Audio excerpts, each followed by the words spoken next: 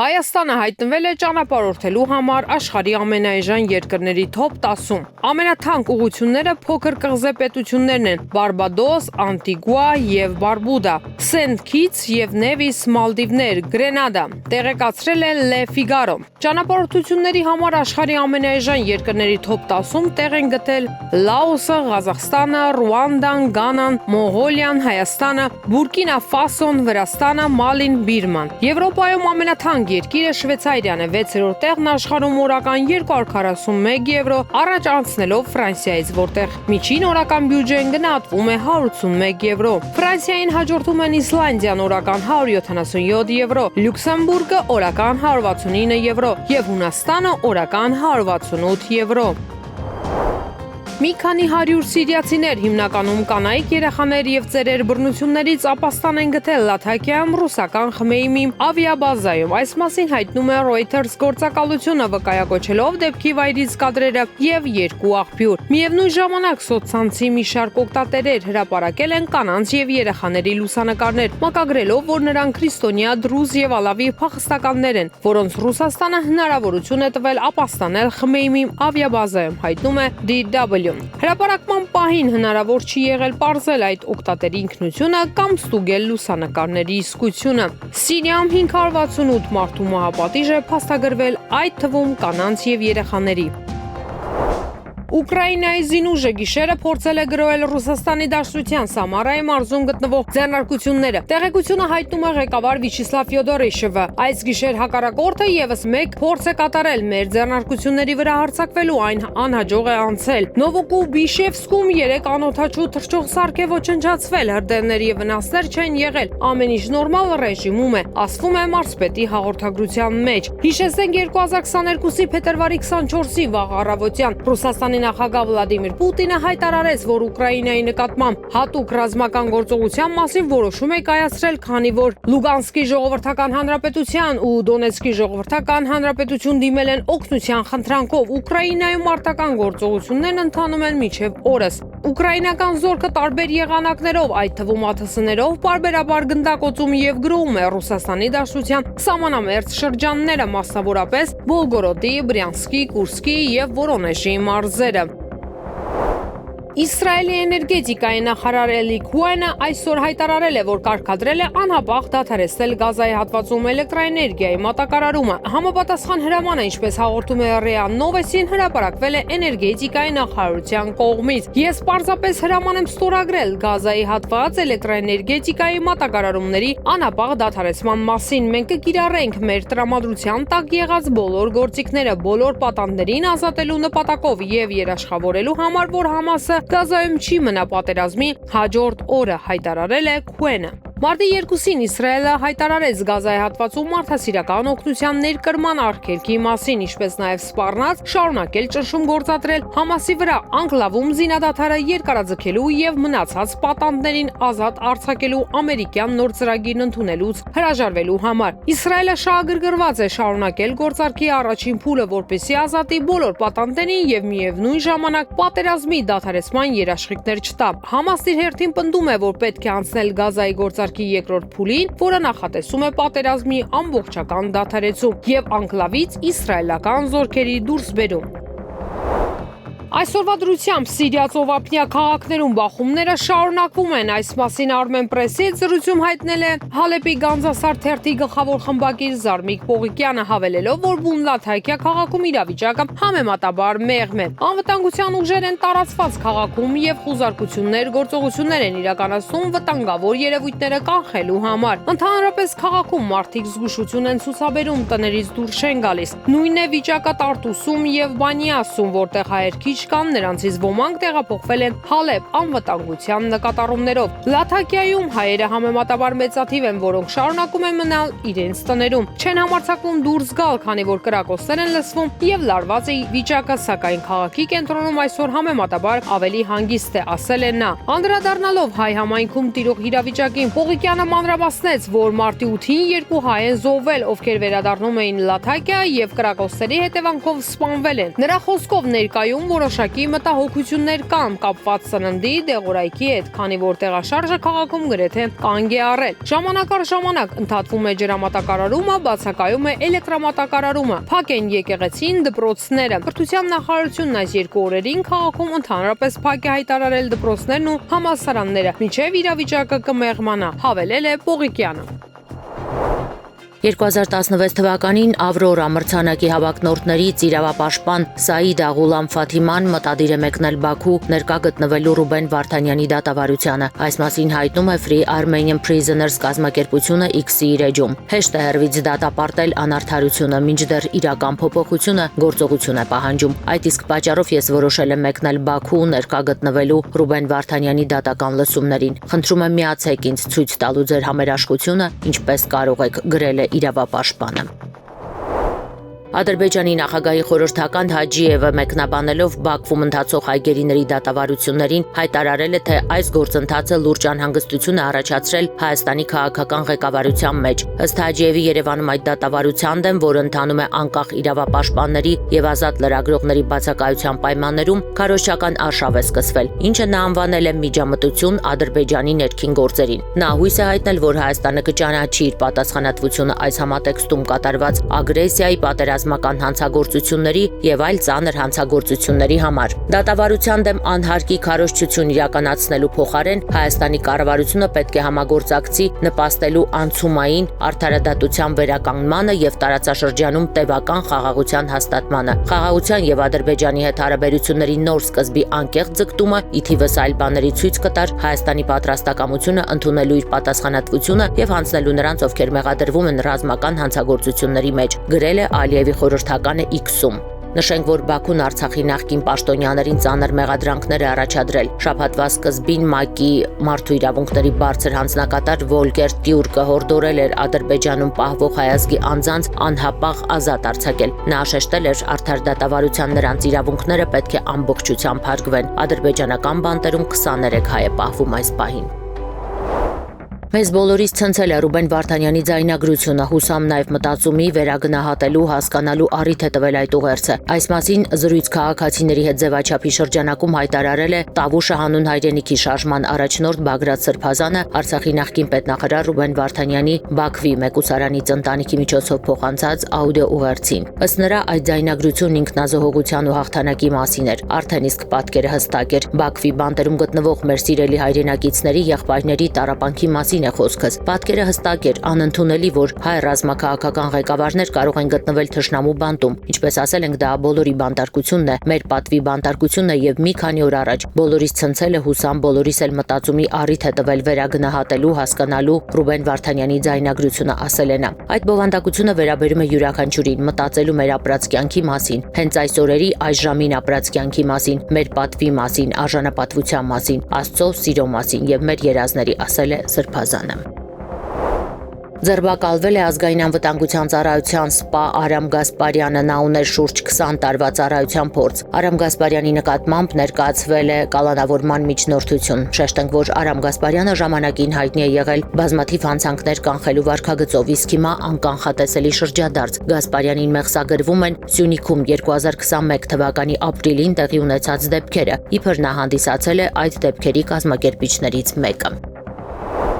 Լրատվամիջոցների փոխանցմամբ Միացյալ Նահանգներում ձերբակալվել է Մոսկվայի մարզի Կրոկուս համերգասրահում իրականացված ահաբեկչության կազմակերպիչներից մեկը։ Նշվում է, որ Մոհամմադ Շարիֆուլան, որը հայտնի է Ջաֆար մականունով, Ռուսաստանում արգելված ահաբեկչական կազմակերպության անդամ է։ Ըստ լրատվամիջոցների նա կենտրոնական հետախուզական վարչության հարցմամբ ձերբակալվել է Պակիստանում եւ արտահանձնվել Միացյալ Նահանգներ։ Հարցաքննության ժամանակ Շարիֆուլան ընդունել է մեղքը եւ հայտարարել, որ ճանաչել է Ռուսաստանում ձերբակալված 4 ահաբեկիչներից 2-ին։ Նրանց սպառնում է ՑՄԱ ազատազրկում։ Հիշեցնենք, Մոսկվայի մարզի Կրոկուս City Hall համերգասրահում ահաբեկչությունը տեղի ունեցել 2024 թվականի մարտի 22-ի երեկոյան։ 4 հանցագործներ գնդակահարել են համերգ եկած հանդիսատեսին, այնուհետև հրկիզել համերգասրահը։ Ահաբեկչության զոհ է դարձել 145 մարդ, տուժող է ճանաչվել ավելի քան 1700 մարդ։ Ահաբեկչության կապակցությամբ հարուցված քրեական գործով ձերբակալվել է 12 մարդ, կատարողներին հաջողվել է ձերբակալել տաք հետքերով, այնուհետև բացահայտվել են նրանց հանցակիցները։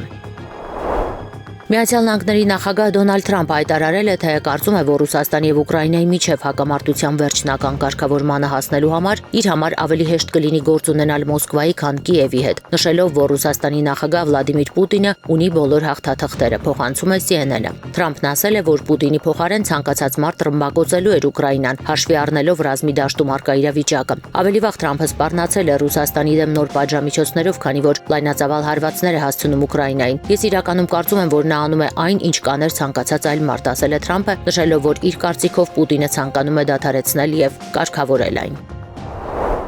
Թրամփը չի զոհաբերում Ուկրաինան։ Նա պարզապես բաժանում է այդ երկիրը, ճանաչելով արդեն կատարված փաստն ու իրողությունը։ Եվրոմեդիա 24-ի հետ զրույցում այսպիսի կարծիք հայտնեց ռուսաստանցի քաղաքական վերլուծաբան Մոդեստ Կոլերովը, խոսելով Ուկրաինայի հարցի շուրջ աշխարհաքաղաքական զարգացումների մասին։ Քաղաքագետի խոսքով ԱՄՆ նախագահ Դոնալդ Թրամփը, որը նախագահի պաշտոնը ստանձնելու առաջին իսկ օրից ակտիվ ջանքեր է գործադրում ռուս-ուկրաինական պատերազմի դադարեցման եւ հակամարտության կարգավորման ուղղությամբ, փորձելով խաղաղության գործընթացի մեջ ներգրավել Ուկրաինայի նախագահ Զելենսկուն եւ Ռուսաստանի նախագահ Պուտինին, պարզապես կիրառում է դիվանագիտության մեջ դեռ հակահիտլերյան կոալիցիայի ժամանակներից ընդունված կատարված փաստի բանաձևը։ Ոչ Ուկրաինային, ոչ էլ որևէ այլ պետության չի հաջողվել ու երբեք չի հաջողվի, այսպես ասած, կապել Միացյալ Նահանգներին իր հետ։ Դա նույնիսկ Իսրայելին չի հաջողվել անել։ Միացյալ Նահանգները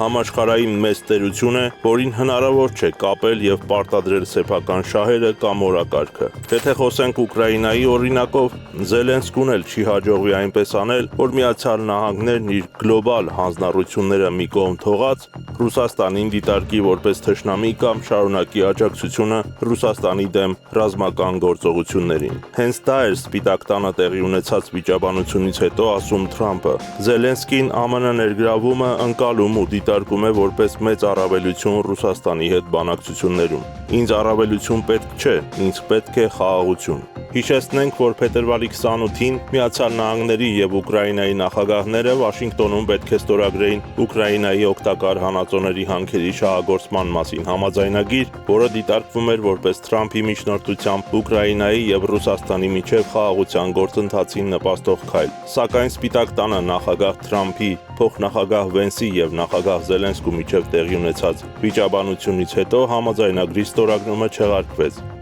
Սակայն ավելի ուշ, մարտի 4-ին Զելենսկին վերահաստատեց Ուկրաինայի հանձնառությունը խաղաղությանը, հայտարարելով, որ պատրաստ է վերսկսել բանակցությունները Թրամփի հետ։ ԱՄՆ նախագահն իր հերթին կոնգրեսում հայտարարեց, որ ստացել է Ուկրաինայի նախագահից նամակ, որում Զելենսկին նշել է, որ Ուկրաինան պատրաստ է որքան հնարավոր է շուտ նստել բանակցությունների սեղանի շուրջ ամուր խաղաղության հասնելու համար։ Ուշագրավ է, որ ըստ ռուսաստանցի վերլուծաբան Մոդեստ Կոլերովի, Զելենսկին անկեղծ չէ խաղաղ բանակցություններ սկսելու համաձայնության հարցում եւ պարզապես խուսանավում է ժամանակ շահելու համար, հաշվի առնելով այն, որ Եվրոպական միության առաջատար պետությունները չեն ցանկանում պատերազմի դադարեցում եւ պատրաստվում են շարունակել ռազմական գործողությունների ֆինանսավորումը։ Կոլերովի խոսքով կարգավորման գործընթաց առայժմ չկա, թեև նա համոզված է, որ Թրամփ դիզորու է առանց ԵՄ աջակցության դադարեցնել պատերազմը եւ լուծել այս խնդիրը։ Քաղաքագետի խոսքով Թրամփի պատկերացրած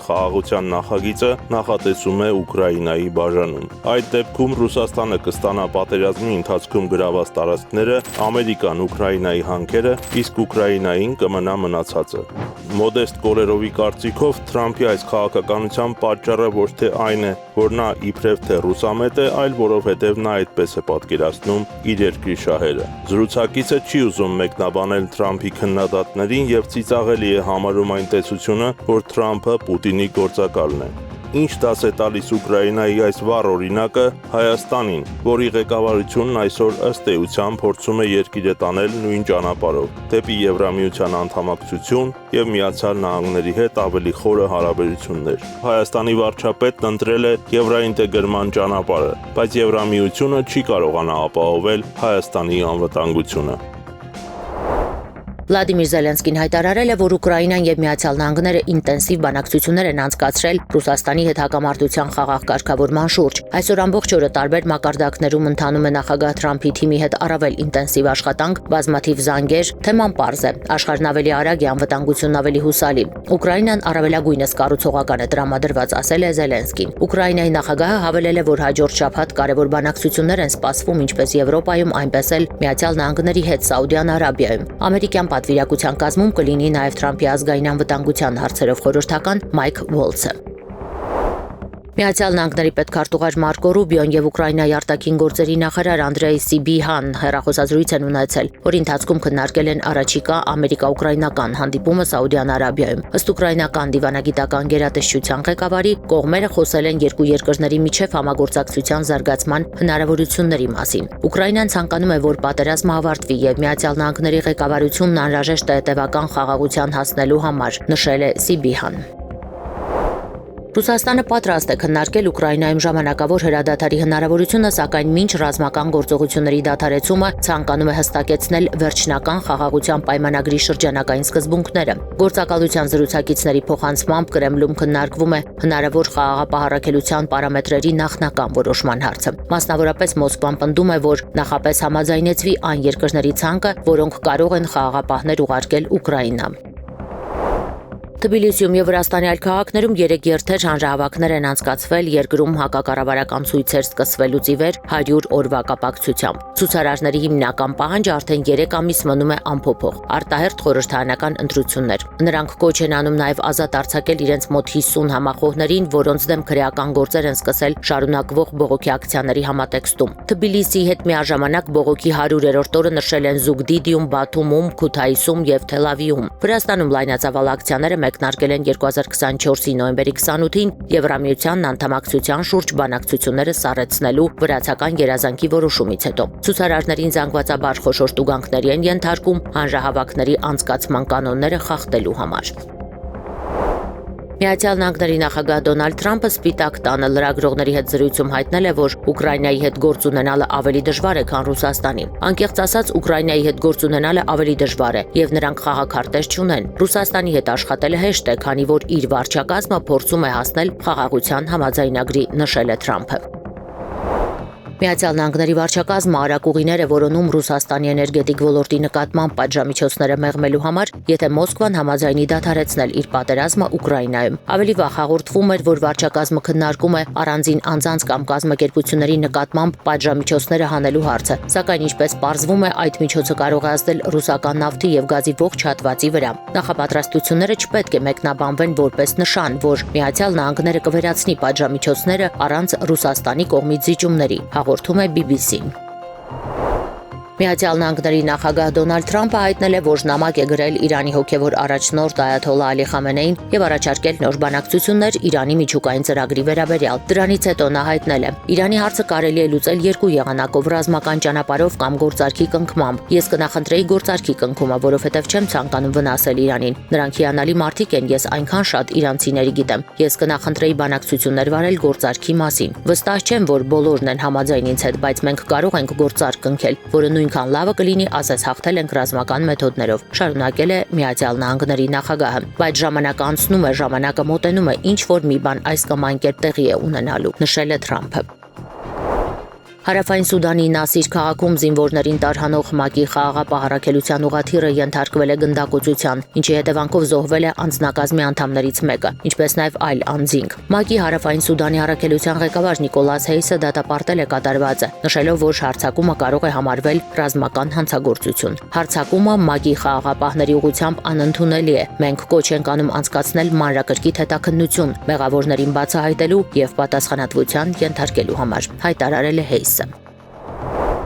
Արգենտինայում ջրհեղեղ է, աղետի հետևանքով առնվազն 10 մարդ է զոհվել, ավելի քան 1300-ը տարհանվել են։ Այս մասին հայտնում են տեղական լրատվամիջոցները։ Հորդարատ անձրևների պատճառով առաջացած ջրհեղեղը մոլեգնել է Բուենոս Այրես նահանգի Բայա Բլանկա քաղաքի փողոցներում։ Հզոր հոսանքը վնասել է տները, մեքենաները ջրի տակ են անցել։ Տեղի հիվանդանոցից, որը նույնպես հեղեղվել է, ստիպված են եղել տարհանել հիվանդներին։ Նշվում է, որ նահանգում տեղացել է տեղումների 4 ամսվա նորման։ Վերջին անգամ նման դեպք տարածաշրջանում տեղի ունեցել 1930 թվականին։ Ուկրաինական դրոնների հարձակման հետևանքով Բելովսկի շրջանի Գիրի գյուղում վիրավորվել են ամուսիններ, 51-ամյա կինը ստացել է որովայնի, ձեռքի եւ ոտքի բեկորային, իսկ 56-ամյա տղամարդը գլխի եւ մեջքի բազմաթիվ բեկորային վնասվածքներ։ Ներկայում դժվարները գտնվում են Կուրսկի տարածաշրջանային կլինիկական հիվանդանոցում, նրանց կյանքին վտանգ չի սպառնում։ Նույն գյուղում դրոնը վնասել է քաղաքացիական ավտոմեքենա, վարորդը չի տուժել։ Կանադայի ոստիկանությունը տեղեկացրել է, որ Տորոնտոյի փաբում հրաձգության հետևանքով տուժել է 12 մարդ։ Հրաձգությունը տեղի ունեցել Սկարբորոյի շրջանում։ 4 մարդ ստացել է կյանքին վտանգ չսպառնացող վնասվածք։ Մյուսների վիճակը, ինչպես տեղեկացվել է, անհայտ է։ Ոստիկանությունը տեղեկացրել է, որ կրակողը հագել էր սև դիմակավոր գլխարկ։ Նա փախուստի է դիմել արծաթագույն մեքենայով։ Ֆրանսիա-Արցախ բարեկամության շրջանակի նախագահ Ֆրանսուଆ Պուպոնին եւ եւս 2 ֆրանսիացի գործող սենատորներ ազգային ժողովի պատգամավորների եւ քաղաքապետերի ստորագրություններով կոչ են հանձնել Բաքվի բանտերում պահվող հայ ռազմագերիների եւ Արցախի ռազմաքաղաքական ղեկավարների ազատ արձակման հորդորով, որն այսօր տպագրվել է Ֆրանսիայում ամենամեծ տպաքանակով հրապարակվող Արևմտյան Ֆրանսիա պարբերականում։ Ներկայացնում ենք Ադրբեջանում պահվող հայ գերիներին ազատ արձակելու կոչը որոշակի հապավումներով։ Ֆրանսիա-Արցախ բարեկամության շրջանակի նախագահ եւ շուրջ 30 խորհրդարանականներ ու տարբեր քաղաքական ուղղվածություն ունեցող ընտրված պաշտոնյաներ կոչ են անում միջազգային հանրությանը անհապաղ գործել պահանջելու մեղադրյալների ազատ արձակումը։ Բաքվում դատավարություններ են ընթանում Արցախի հանրապետության պատասխանատուների եւ քաղաքացիների դեմ։ Այս անձինք, ովքեր իրենց նվիրաբերել են իրենց ժողովրդին ծառայելուն, այժմ բախվում են երևակայական հանցագործությունների մեղադրանքով շինծ ու դատավարությունների։ Արցախի նախկին պետնախարար Ռուբեն Վարդանյանը բազմիցս դատապարտել է Բաքվի ռազմական դատարանի կողմից կազմակերպված այս քաղաքական շոուն։ Ի նշան այս դատական ֆարսի դեմ բողոքի 2025 թվականի փետրվարի 18-ին նա հացադուլ է հայտարարել։ Բազմաթիվ մարդասիրական նախաձեռնությունների հեղինակ Ռուբեն Վարդանյանը միակը չէ, ով կանգնած է ճնշումների առջև։ Դատական հետապնդումների թիրախում են նաև Արցախի նախկին նախագահները եւ նախկին բարձրաստիճան պաշտոնյաներ։ Նրանց կյանքը վտանգված է։ Նրանք բոլորը մեղադրվում են շինծ ու հանցագործությունների մեջ, զրկված են պատշաճ իրավական պաշտպանությունից եւ ենթարկվում են մեղադրական եզրակացությունների գրված անհասանելի լեզվով առանց համապատասխան թարգմանչական ծառայությունների։ Ֆրանսիա-Արցախ բարեկամության շրջանակի անունից հիշեցնում ենք, որ ավելի քան 30 տարվա բանակցությունների ընթացքում Արցախի ընտրված օրինական իշխանությունները միշտ բացառել են ուժի կիրառումը։ Նրանք մշտապես կողմնակից են եղել խաղաղ կարգավորմանը, կոչ են կանում ազգային կառավարություններին եւ եվրոպական կառույցներին ձեռնարկել շտապ եւ կոնկրետ քայլեր պահանջելու Ադրբեջանում պահվող հայ քաղաքական բանտարկյալների, այդ թվում եւ Արցախի ղեկավարների ազատ արձակումը։ Մենք հրավիրում ենք բոլոր խորհրդարանականներին, հասարակական գործիչներին եւ քաղաքական առաջնորդներին, ովքեր երբևէ համագործակցել են Արցախի հանրապետության հետ, միանալ այս կոչին։ Ժամանակը սուղ է։ Մեր անգործությունն այսօր կարող է որոշիչ լինել այս մարդկանց ճակատագրի համար։ Միամտություն կլինի կարծել, որ Ադրբեջանում հնարավոր է անկախ եւ արդար դատ։ Չնայած այն հանգամանքին, որ Ադրբեջանը ստորագրել է մարդու իրավունքների եվրոպական կոնվենցիան եւ քաղաքացիական ու քաղաքական իրավունքների մասին միջազգային դաշնագիրը, Ադրբեջանը բացահայտորեն խախտում է արդարադատության հիմնարար սկզբունքները։ Ռուբեն Վարդանյանի հացադուլը խիստ նախազգուշացում է, որ եթե միջազգային հանրությունը չկարողանա գործել հիմա, դա կարող է հետագա հետապնդումներ հրահրել եւ ճանապարհ հարթել տարածաշրջանում քրիստոնյա փոքրամասնությունների դեմ նոր վայրագությունների համար։ Ռուբեն Վարդանյանը Բաքվի մեկուսարանից ընտանիքի միջոցով աուդիո ուղերձ է փոխանցել հեռախոսազրույցի ժամանակ, խնդրելով ձայնագրել իրեն եւ հրապարակային դարձնել այն։ Աուդիո ուղերձում նա մասնավորապես խաղաղության կոչ է հղել, հիմնված մարդկային հիմնարար արժեքների եւ արժանապատվության վրա։ Ես լավատես եմ եւ հավատում եմ, որ չնայած այս ամենին հաղթահարելու ենք բոլոր մարտահրավերներն ու դժվարությունները եւ նորից ապրելու ենք մեր հայրենիքում հարևանների հետ խաղաղությամբ, հարգելով միմյանց։ Հավատում եմ, որ կհաղթահարենք փոխադարձ թշնամանքն ու կուտակված ատելությունը, ինչպես դա ստացվել է որոշ ժողովուրդների մոտ։ Բայց եթե մենք ուզում ենք դա իսկապես անել, մեզ պետք է իրական երկարաժամկետ խաղաղություն, ոչ թե թղթի վրա ստորագրված, մասնավորապես նշել է Ռուբեն Վարդանյանը։